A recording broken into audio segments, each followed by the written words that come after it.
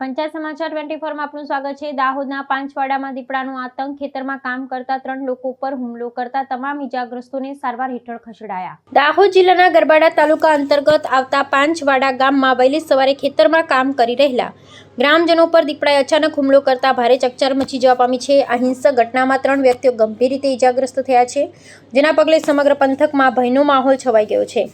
અણધાર્યા હુમલાને કારણે સ્થાનિક રહેવાસીઓમાં ભારે ફફડાટ જોવા મળી રહ્યો છે। પ્રાપ્ત વિગત અનુસાર સવારના સમયે જ્યારે આ વ્યક્તિઓ પોતાના ખેતરમાં રોજિંદુ કૃષિ કાર્ય કરી રહ્યા હતા, ત્યારે અચાનક જ આવી ચડેલા દીપડાએ તેમના પર જીવલેણ તરાપ મારી હતી। આ હુમલામાં 3 વ્યક્તિઓને માથાના અને મુખના ભાગે અત્યંત ગંભીર ઇજાઓ પહોંચી છે। લોહી લુહાણ હાલતમાં જોવા મળેલા 3 ઇજાગ્રસ્તોને સ્થાનિકોની મદદથી તાત્કાલિક પ્રાથમિક અને સઘન સારવાર અર્થે દાહોદ ખાતે આવેલા ઝાયડસ ચિકિત્સાલયમાં ખસેડવામાં આવ્યા છે। આ ગંભીર બનાવ અંગે સ્થાનિકો દ્વારા તત્કાળ વન વિભાગને જાણ કરવામાં આવતા વન વિભાગના અધિકારીઓ અને કર્મચારીઓનો કાફલો સત્વરે ઘટના સ્થળે દોડી ગયો હતો। અધિકારીઓએ પરિસ્થિતિની ગંભીરતાને ધ્યાનમાં લઈ હુમલાખોર દીપડાને પાંજરે પૂરવા માટેની કવાયત સઘન બનાવી છે। વન્ય પ્રાણીના માનવ વસાહત તરફના આ પ્રયાણને પગલે તંત્ર દ્વારા આસપાસના વિસ્તારમાં પણ લોકોને સાવચેતી વર્તવા માટેની અપીલ કરવામાં આવી છે।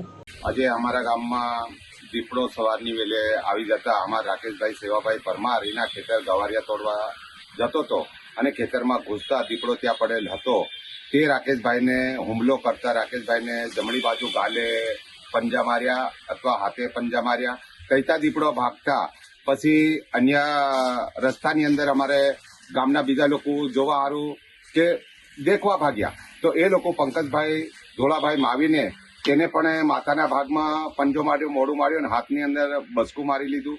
પછી મનોજભાઈ કેશવભાઈ માવીને તેને પણ પંજો મારી અને દીપડો અમે ભાગી ગયો। ભાગ્યા પછી વહેલા થતી અમે ફોરેસ્ટર સાહેબને જાણ કરી દીધી હતી, એ લોકો પણ આવી ગયા હતા।